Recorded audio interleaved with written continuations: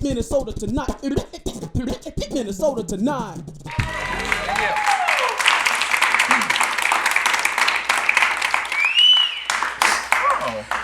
I'm Alcé Bruno. And I'm Cody Nelson. And this is the state of Minnesota.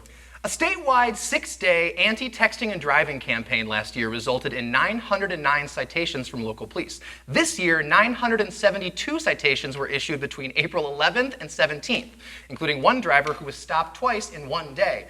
Sounds like the only person getting the message is Bryce finding out that you'll be there in 15. St. Paul Brewery Tin Whiskers is involving the public in the decision-making about which grains, hops, and yeast to use in one of their soon-to-be-released craft beers. Because the voting takes place on the internet, current frontrunners include Grainy McGrainface, Hopsy McHopsface, and Bernie Sanders.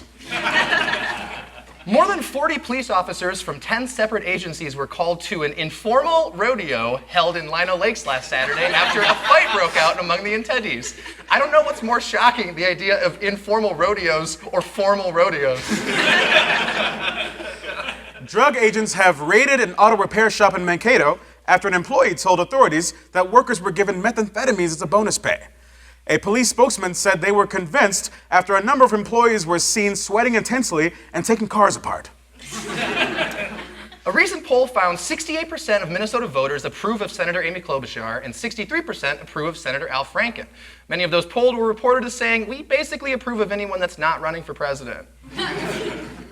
A stretch of West River Parkway in downtown Minneapolis was closed last Wednesday after a sinkhole opened up near Mill Ruins Park. More like Whole Ruins Park. It's like the whole room in the park. An eBay auction last week asked a minimum bid of $100 for jars of rainwater collected outside Paisley Park on the day that Prince died. Unsurprisingly, most of the bids for the rainwater came from buyers in Flint.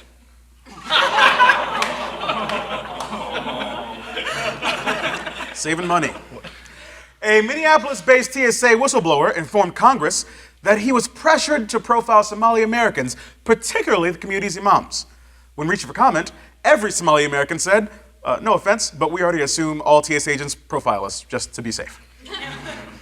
A member of the Silver Bay City Council voted against the purchase of a new fire truck last week, citing his reason behind the vote to be a previous decision to remove Duluth's beloved Bent Paddle Brewery products from the city's liquor stores. This will mark the first time that the absence of alcohol negatively affected firefighters. This week, authorities arrested and charged a Minneapolis man with a string of local nursing home burglaries. Police say the man had in his possession a cache of stolen Metamucil, hard candies, and shit coffee.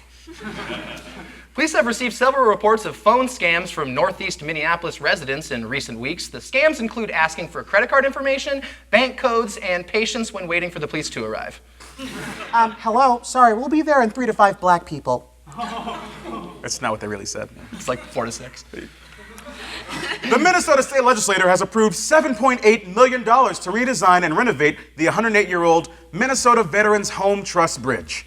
For those of you at home keeping score, that's Veterans Bridge 1, Veterans Healthcare, Mental Health Care, Education, Housing, Safety, Respect, 0. A new quiet zone ordinance, which will stop trains from blowing their horns as they pass through St. Paul's northern suburbs, is expected to take effect this June. "It's about time," stated one Roseville resident. "Now that those train horns are gone, we can finally hear what absolutely nothing sounds like." For the second time in 2 years, a traveling drum and bugle corps has been bumped from the University of Minnesota's football stadium, and organizers are crying foul. Sources speculate the bugle corps was bumped in favor of the Dorito Brigade. Prince's brother-in-law said that Paisley Park will be turned into a museum in Prince's memory.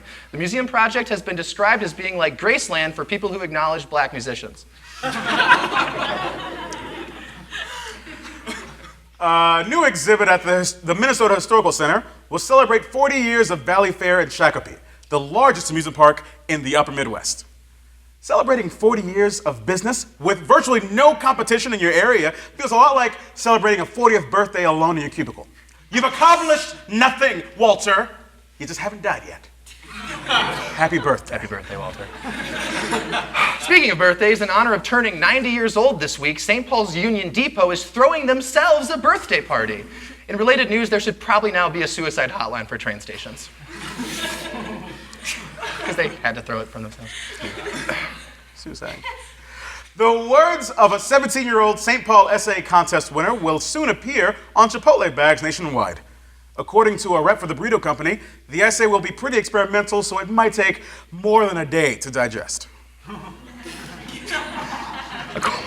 According to the Minnesota Department of Natural Resources, hundreds of previously first-come, first-served state park campsites will become reservable starting next week. To those worried about this policy affecting spontaneous camping trips, the MNDNR advises you to put an LL Bean tent in your yard and shut the hell up. After rescuing a bald eagle on the side of I-94 last month, Minnesota State Trooper Paul Kingery released the bird, who was affectionately named Trooper, back into the wilds this week. With the usual grace of state enforcers, Kingery subsequently motioned to the bathroom, where he stated that he looks forward to releasing another big trooper after lunch. Okay, you know what? Because he said it. According to Vox.com, historians report that the Vikings, longtime mascot of our NFL team, did not actually wear the signature horned helmets associated with the franchise. While Minnesotans may take this news in stride, state officials ask, in service of public safety, that no one tell Wisconsin cheeseheads aren't real. I think it's mostly just a word to describe kids' hairstyle from House Party. A building in downtown St. Paul has begun closing its skyway bridges at 10 p.m. after security staff reported problems with people urinating, defecating, vandalizing property, and having sex in the stairwell corners. One Minneapolis Skyway security guard was quoted as saying, "They wait until 10 p.m. to do that stuff over there?"